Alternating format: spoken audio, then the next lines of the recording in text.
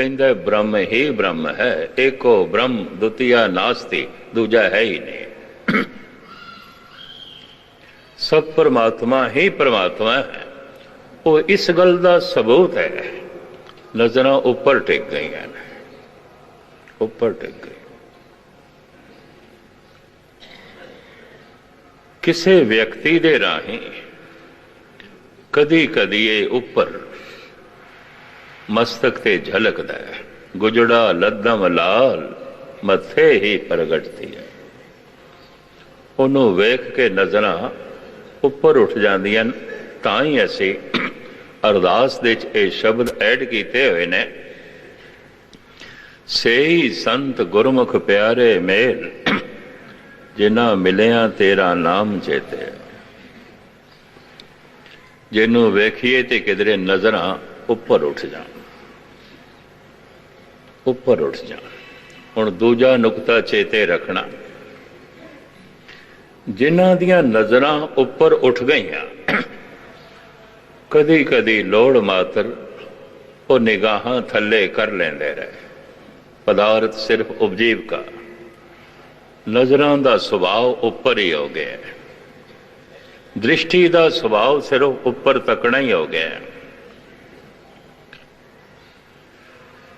उन्हां दे अनुभवी बचन जद वो कहते ने कि जिन्हां दियां नजरां है नहीं थले, बिल्कुल थले, जद उन्हां दे हथ वो बचन आ जाते ने, उन्हां दा अनुभव वो बस कर्म कांड बन के रह जाए। कर्म कांड, कर्म कांड जिहदे च प्रेम नहीं है, कर्म मैं कर रहा भावना नहीं है, कर्म मैं कर रहा ज्ञान नहीं है, कर्म मैं कर रहा अनुभव नहीं है, कर्म मैं कर रहा रस नहीं है, इनू कह देंदे ने मुर्दा धर्म, लाश। कबरां दी पूजा क्यों हो रही है पंजाब दे ज्यादा? मैनू इंज लगता है बहुत सारे सिखां दे अंदरों सिखी मर गई है, मुर्दा हो गई। तो फिर मुर्दियां नूं पूजणगे और किस नूं पूजणगे? कबरां नूं पूजणगे। गली गली च कबर निकल आई है, पहले कोई गल नहीं सी। हर खेत दे च कबर निकल आई है, पहले कोई गल नहीं सी। इतने ऐसा दिखाई दे रहा है, रोज रोज सिखी मुर्दा हो गई है। ते मूहे को मुआ मिले, महाराज कहते मुर्दे का संबंध तो फिर मुर्दे नाल ही जुड़े, जीवदे नाल नहीं। फिर इन्हां मुर्दियां नूं मुर्दा धर्म चाहिए। कथई जीवदा जागदा धर्म किसी मड़ी की पूजा नहीं करेगा, किसी कबर नूं सजदा नहीं करेगा। दुबदा ना पढ़ो, हर बिन अवर ना पूजो, मड़ी मसान न जाई, तृष्णा राच न पर घर जावा, तृष्णा नाम बुझाई। धन गुरु नानक देव जी। पूरन प्रेम प्रतीत सजे व्रत गोड़ मड़ी, मठ भूल न माने। भूल के भी नहीं, पर की करे मुर्दा ते मुर्दियां नाल ही जुड़ेगा, मड़ियां नाल जुड़ेगा, कबरां नाल जुड़ेगा। महाराज कहते भुल के भी ना बने, मने जिहड़ा जान बुझ के मनदा पिया। तो फिर कहना पेगा मुर्दा धर्म। वो कर्म, कर्म कांड ने, मुर्दा ने, जिस कर्म दे कोई भावना नहीं, कोई श्रद्धा नहीं। मैं करते रहा, श्रद्धा नहीं है। मैं करते रहा, भरोसा नहीं है। मैं कर्म करते रहा पर रस भी कोई नहीं, स्वाद भी कोई नहीं। मैं कर्म करते रहा, ये कोई आनंद भी नहीं है, खेड़ा भी नहीं है। ये कर्म कांड बस मनुख एक बोझ की तरह चुकता है, जिवें लाश चुकी हुई है। क्योंकि इस शब्द ये ख्याल भी आया। इस वास्ते भूमिका के रूप में मैं वर्णन पे करता। कर्म कांड केड़े कर्म? मुर्दा। ते मुर्दा कर्म किसनों कहोगे? कर्म मैं कर रहा मेरी भावना नहीं है ਉਹਦੇ 'ਚ, मेरी शरधा नहीं। कर्म मैं कर रहा वो मेरा अनुभव नहीं है, ਉਹਦੇ 'ਚ सूझ समझ नहीं है। कर्म मैं कर रहा कोई खेड़ा ते खुशी नहीं है। कर्म कांड जीवन भर करदियां करदियां फिर इन्हां मुरदियां कर्मां दे नाल रहण दी आदत बन जाती। हुण मैं अर्ज करां, जितनियां मनुख दियां निगाहां थल्ले आउणगियां उतना संसार महान होंदा जाएगा, राजनैतिक महान होंदा जाएगा, धनवान महान होंदा जाएगा, कारोबारी महान होंदा जाएगा, भगत नजरां तो ओझल होंदा जाएगा। संसार दा भरमण करदे होया मैं रब नाल जुड़ियां होइयां रूहां देखियां ने,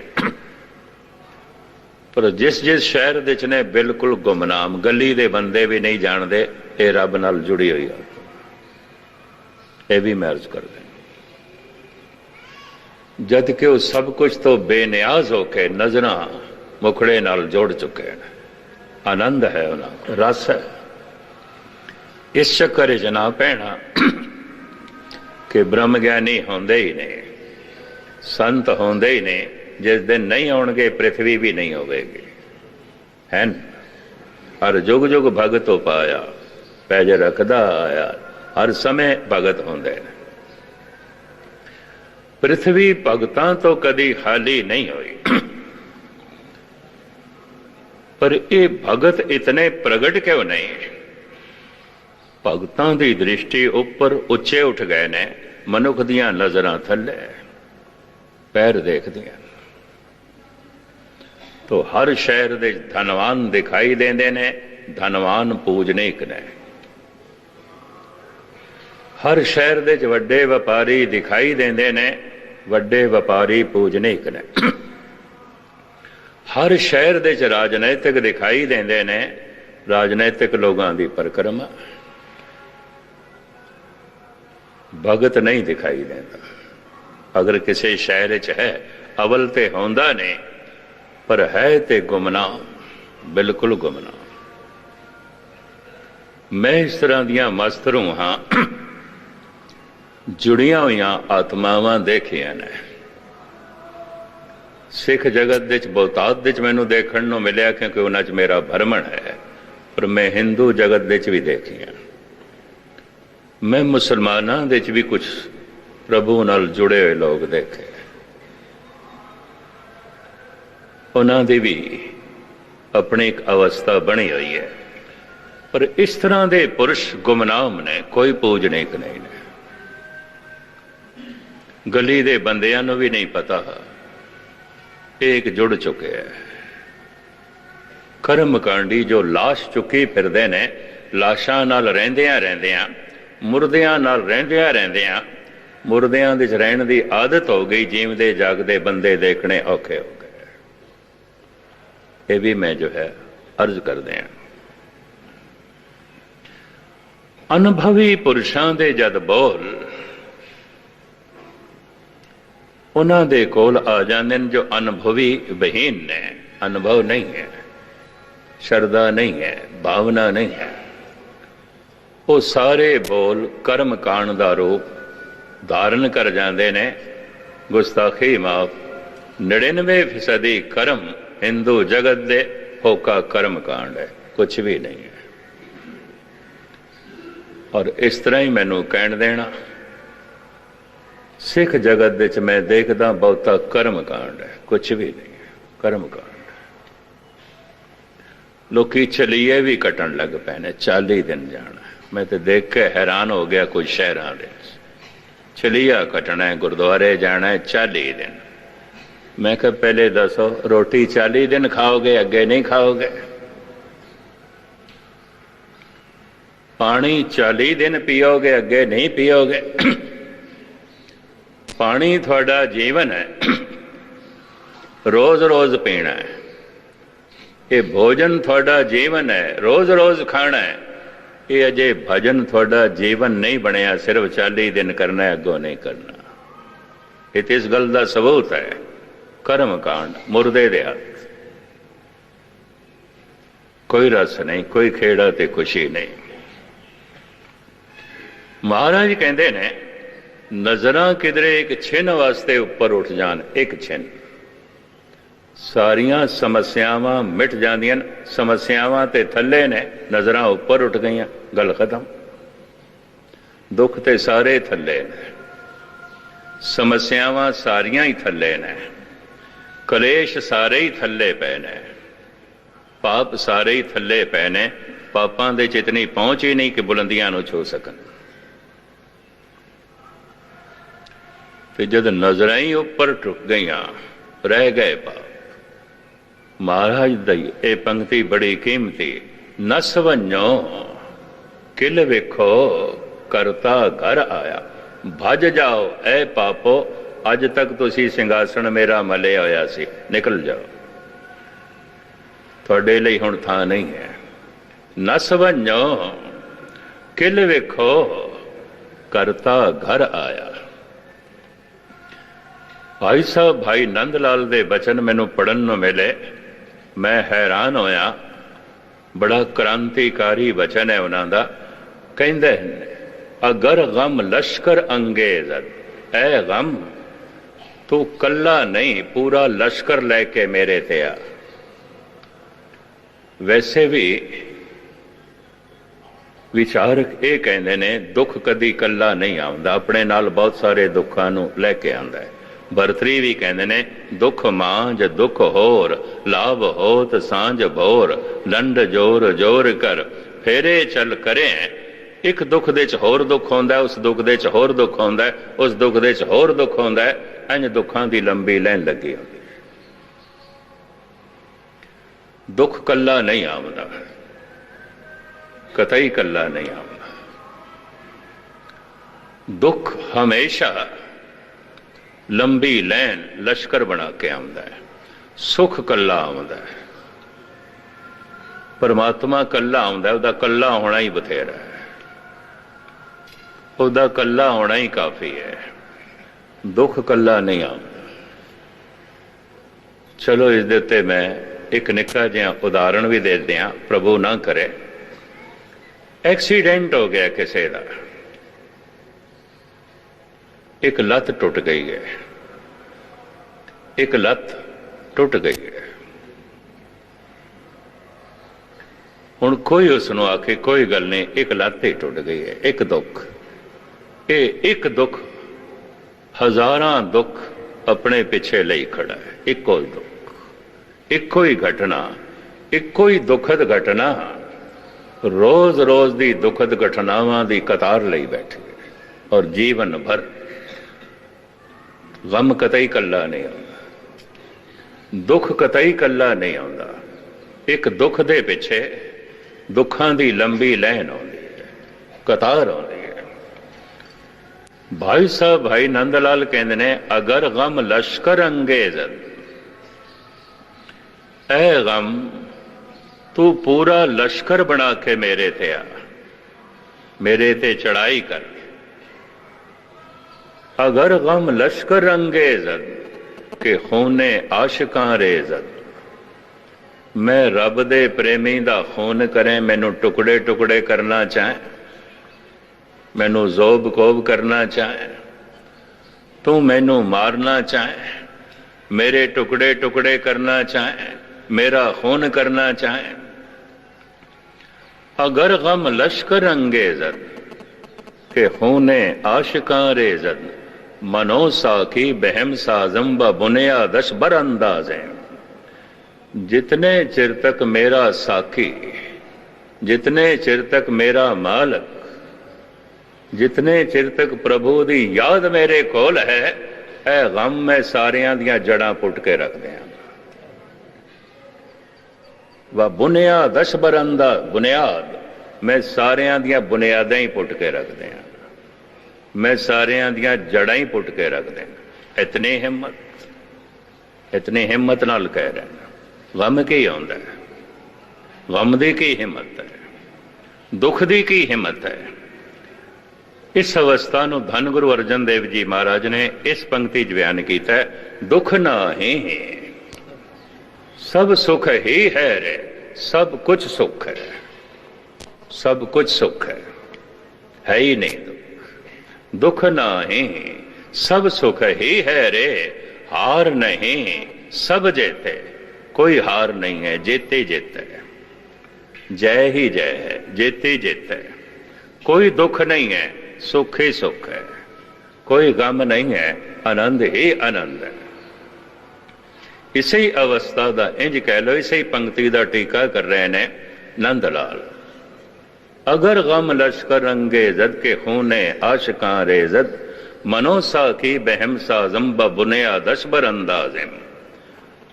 ऐ गमो ऐ दुखो, मैं सारियां दियां जड़ां ही पुट के रख दियां, जितने चिर तक प्यारे दी याद मेरे को, जितने चिर तक वो प्यारा मेरे हिरदे च बैठा है, मैं सारियां दियां जड़ां ही पुट के रख दियां। इन्ना हौसला। कई दफा जब देखते हैं कबीर निर्धन भी है ते जात करके लोकी शूदर कहते ने, जुलाहा है बिरादरी करके रहिंदा भी एक टुटी पुटी झोंपड़ी दे छे, कोई लंबा चौड़ियां बावां भी कोई नहीं भरा, और लंबा चौड़ा कुटुंब भी कोई नहीं। सारे बनारस दे विद्वानां नाल पंडितां नाल टक्कर लैंदा, मत्था मारदा। लाला दौलत राय लिखते ने धन गुरु गोबिंद सिंह जी महाराज बारे। चलो सामने आ गई ये गल तो मैं अर्ज कर दिया। ये लाला दौलत राय ने लिखी है। किताब का नाम है सुआने उमरी गुरु गोबिंद सिंह। लाहौर दे छपी सी, उथों दे एक प्रेस ने छापी सी उदों 1906 दे। मैं गालबन 42-43 दे जद प्राइमरी स्कूल दे ची अजे पढ़दा सी, पढ़ी सी मैं। उसनों बाद दे दिल्ली दे कुछ सजना ने यतन करके छपवाया। उदी फिर भूमिका लिखी सी मिलाप अखबार दे एडिटर रणबीर ने ते दास ने लिखी सी। मैनू कहन लगे इसकी भूमिका लिख दो। मैं कहा लाला दौलत राय ने जिहड़ी भूमिका लिख दी अपनी किताब दी, और लिखण की लोड़ नहीं। पता है लाला दौलत राय ने की लिखे है? मैं थोड़े सामने रखा। कहंदा उर्दू दे च लिखिया, मैं थानू पंजाबी दे सुणाना। ईश्वर दी जद सारी शक्ति इकट्ठी होई, ईश्वर दी जद सारी सियाणप इकट्ठी होई, ईश्वर दा जद सारा सुहपण इकट्ठा होया, वो जद सारा एक मिक होया, उस तो जिहड़ा वजूद बनया उसे दा नाम है धन गुरु गोबिंद सिंह। वो इंज कहंदा कि प्रभु दी शक्ति दा, परमात्मा दे सुहपण दा, ओदी कला दी शिखरता है जो झलकदी है धन गुरु गोबिंद सिंह दे। ये तो हुण भूमिका च लिखदा है। फिर 800 सफ़ियां दी किताब दे वो इसदा खुलासा करदा है। कहंदा मैं जद रामायण दी जंग दा अध्ययन करदा, उस सारी जंग, उस सारे खून खराबे दे कारण मैनू दो इस्त्रियां दिखाई देंदियां, एक सरूपनखा, एक सीता। और इस सारे खून खराबे की शुरुआत हुई लक्ष्मण तो। लक्ष्मण ने सरूपनखा की नक कट दी। सरूपनखा तो मुराद उहदी नक बड़ी खूबसूरत सी। उन्हां दिनां च नाम रखे जाते सन, कोई शरीरक गुण देख के, कोई मानसिक गुण देख के, इस तरह नाम रखे जाते सन। नैन नक्श उसदे खूबसूरत, रावण की भैन सी, राजे की भैन सी। ਨੱਕ ਖੂਬਸੂਰਤ ਸੀ। ਉਹਨਾਂ ਦਿਨਾਂ ਦੀ ਪ੍ਰਥਾ ਸੀ ਸਵੈਮਵਰ, ਖੁਦ ਵਰ ਚੁਣਨਾ ਹੈ। ਲਕਸ਼ਮਣ ਨੂੰ ਪਸੰਦ ਕਰ ਲਿਆ, ਚੁਣ ਲਿਆ, ਕਹਿ ਦਿੱਤਾ ਮੈਂ ਤੁਹਾਡਾ ਚੁਣਾਵ ਕਰ ਲਿਆ, ਤੇ ਵਰਮਾਲਾ ਪਹਿਨਾਉਣ ਲੱਗੇ। ਉਹਨਾਂ ਦਿਨਾਂ 'ਚ ਵਿਆਹ ਸਵੈਮਵਰ, ਇਹ ਜਿਹਨੂੰ ਵਰ ਚੁਣਿਆ ਉਹਦੇ ਗਲ ਦੇ 'ਚ ਮਾਲਾ ਪਹਿਨਾ ਦੋ, ਗੱਲ ਖਤਮ।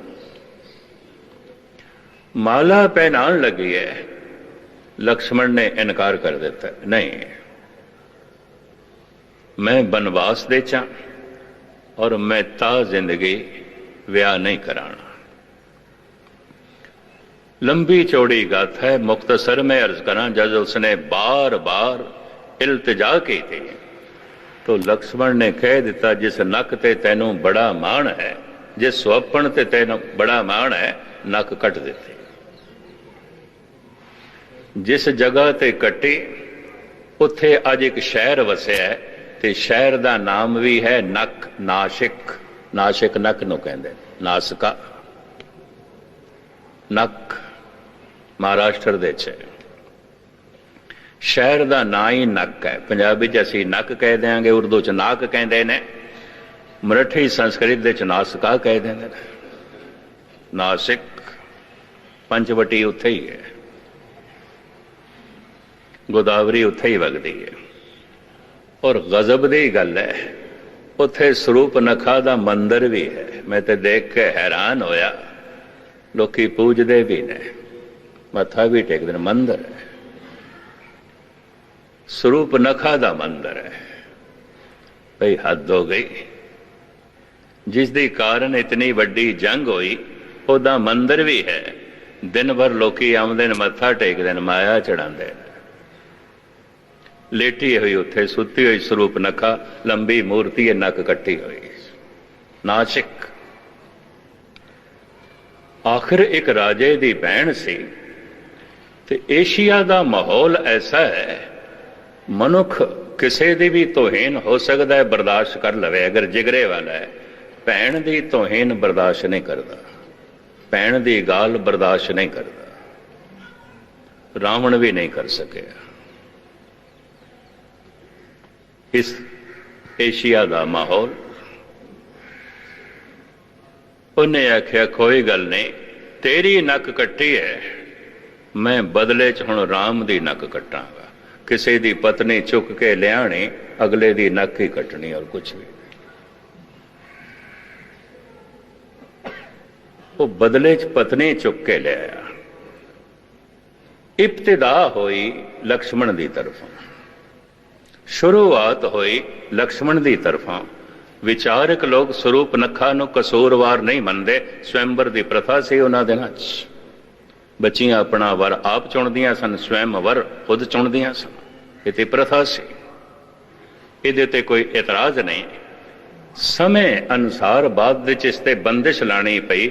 जज्बे दे तहत, भावुकता दे तहत बच्चियां वर ते चुन लैंदियां सन, पर अक्सर गलत चुन लैंदियां सन, या भावुकता जद ठंडी हो जाती सी, रिश्ते निभते नहीं सन, बच्चे रुलते सन। विद्वाना ने, धार्मिक ऋषि मुनिया ने इस प्रथा नूं बंद कर दिता, और इत्थे तक बंद किया कि जिहड़ी बच्ची स्वयंवर चुनेगी उन्होंने कलंक नहीं मनिया जाएगा, उन्होंने दागी मनिया जाएगा। इस प्रथा दे उत्ते इतनी रोक लाई, इतनी बंदिश लाई। तो स्वरूप नखा ते बेकसूर है, और सीता भी बेकसूर है। इंज कह ले, दोवें बेकसूर ने, दोहां नूं दुख भोगना पिया। एक दी नक कटी गई, एक नूं रावण चुक के ले गए। लाला दौलत राय कहंदे ने, इन्हां दो इस्त्रियां नूं एक पासे कर देईए, ये जंग हो ही नहीं सकती सी, ये युद्ध नहीं हो सकता सी। पढ़ लेना है किताब। अजकल इहदा पंजाबी अनुवाद भी हो गया है, तो उहदा नां रख दिता ने महाबली गुरु गोबिंद सिंह। 60 साल तक कहंदे ने किसी लेखक की किताब नूं कोई छाप नहीं सकता, उसकी इजाजत तो बिना। पर चूंकि हुण समा हो गया, 1906 ਦੇ ਵਿੱਚ ਉਹਨਾਂ ਨੇ ਛਪਵਾਈ ਸੀ ਲਾਲਾ ਦੌਲਤ ਰਾਏ ਨੇ, ਤੇ ਹੁਣ ਕਾਫੀ ਸਮਾਂ ਹੋ ਗਿਆ ਹੈ, ਤਾਂ ਕਾਨੂੰਨ ਦੇ ਹਿਸਾਬ ਨਾਲ ਛਾਪੀ ਜਾ ਸਕਦੀ ਸੀ। ਦੂਸਰਾ ਇਹ ਵੀ ਅਰਜ਼ ਕਰਾਂ, ਲਾਲਾ ਦੌਲਤ ਰਾਏ ਕੌਣ ਸੀ? ਇਹ ਆਰੀਆ ਸਮਾਜ ਦਾ ਪ੍ਰਚਾਰਕ ਸੀ। ਕਰਦਾ ਤੇ ਆਰੀਆ ਸਮਾਜ ਦਾ ਪ੍ਰਚਾਰ ਸੀ। ਕਿਧਰੇ ਗੁਰੂ ਗੋਬਿੰਦ ਸਿੰਘ ਜੀ ਮਹਾਰਾਜ ਦੀ ਜੀਵਨੀ ਪੜ੍ਹ ਬੈਠਾ ਤੇ ਦਸਮ ਗ੍ਰੰਥ ਪੜ੍ਹ ਬੈਠਾ, ਇਤਨਾ ਪ੍ਰਭਾਵਿਤ ਹੋ ਗਿਆ, ਉਹਨੇ ਫਿਰ ਇਹ ਕਿਤਾਬ ਲਿਖੀ ਹੈ ਸਵਾਨੇ ਉਮਰੀ ਗੁਰੂ ਗੋਬਿੰਦ ਸਿੰਘ, ਜਿਹਦੀ ਭੂਮਿਕਤਾ ਨੇ ਮੈਨੂੰ ਇਤਨਾ ਪ੍ਰਭਾਵਿਤ ਕੀਤਾ ਬਈ ਸਾਰੀ ਪੜ੍ਹਨੀ ਹੈ। ਭੂਮਿਕਾ ਚੋਂ ਲਿਖਦਾ ਹੈ, ਈਸ਼ਵਰ ਦਾ ਸਾਰਾ ਸੁਆਪਣ, ਈਸ਼ਵਰ ਦੀ ਸਾਰੀ ਸਿਆਣਪ, ਈਸ਼ਵਰ ਦੀ ਸਾਰੀ ਸ਼ਕਤੀ ਜਦ ਇਕੱਠੀ ਹੋਈ, ਉਸ ਤੋਂ ਜਿਹੜਾ ਮੁਜੱਸਮਾ ਬਣਿਆ, ਉਸ ਮੁਜੱਸਮੇ ਦਾ ਨਾਂ ਹੈ ਧੰਨ ਗੁਰੂ ਗੋਬਿੰਦ ਸਿੰਘ।